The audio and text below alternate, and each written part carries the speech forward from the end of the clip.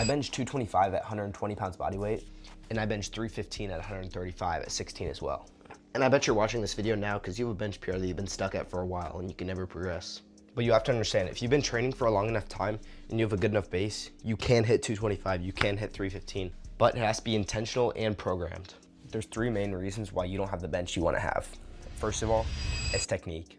Good technique in the bench press means having a stable starting position, shoulders retracted, lats activated, good bar placement in your palm, and most importantly, strong leg drive. Number two, your program isn't good enough to get your central nervous system adapted to the load. That literally means your brain isn't telling enough muscle fibers to fire that are required to lift that load.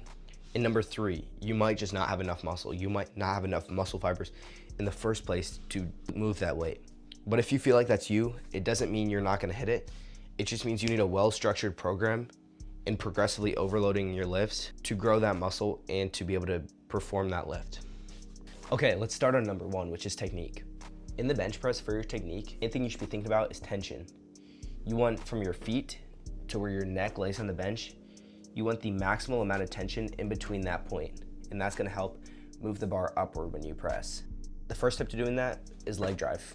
Leg drive is really important in the bench because it helps create that tension in the middle of your arch.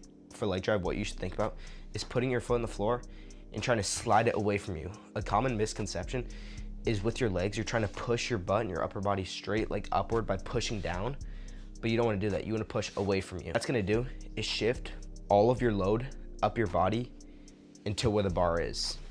You need to think about it like this. Every time you're benching, you're trying to slide something from underneath your feet.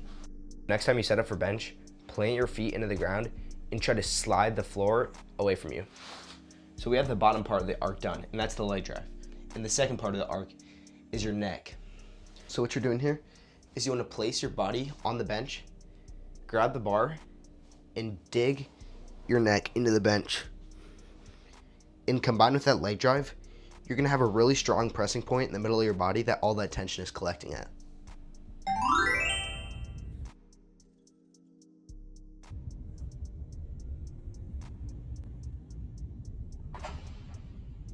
Second is programming.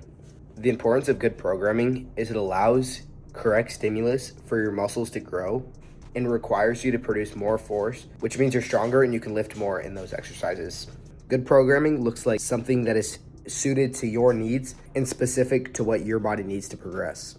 With good programming, you can do something called neural adaptations, training your brain to send more muscle fibers to recruit for that movement. So a bench program that I really like when I started out with is called Smolov Jr. Smolov Jr. accomplishes this by using a lot of sets and reps with increasing weight week to week to tell your brain that it needs to adapt to be able to move the weight week to week. This is called progressive overload, and I feel like this program does it really well while giving you a ton of reps to practice. This program will also help with step 3, which is some people just requiring more muscle.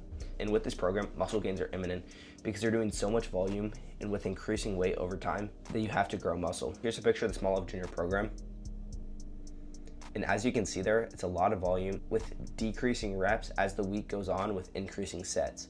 So what this does, it allows you to get stronger and require those adaptations without over fatiguing you, because if you increase the weight and the sets and the reps, you're gonna become way too fatigued and you're not gonna be able to push a lot of weight.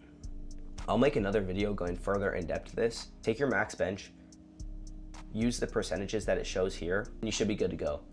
And then after doing that for a block or two, you can retest your bench, and if you're not quite at your goal, you can use your new max to put in the percents to start the new month. And the third thing, muscle growth. The way you want to do this when you're on a powerlifting program like Smolov Jr.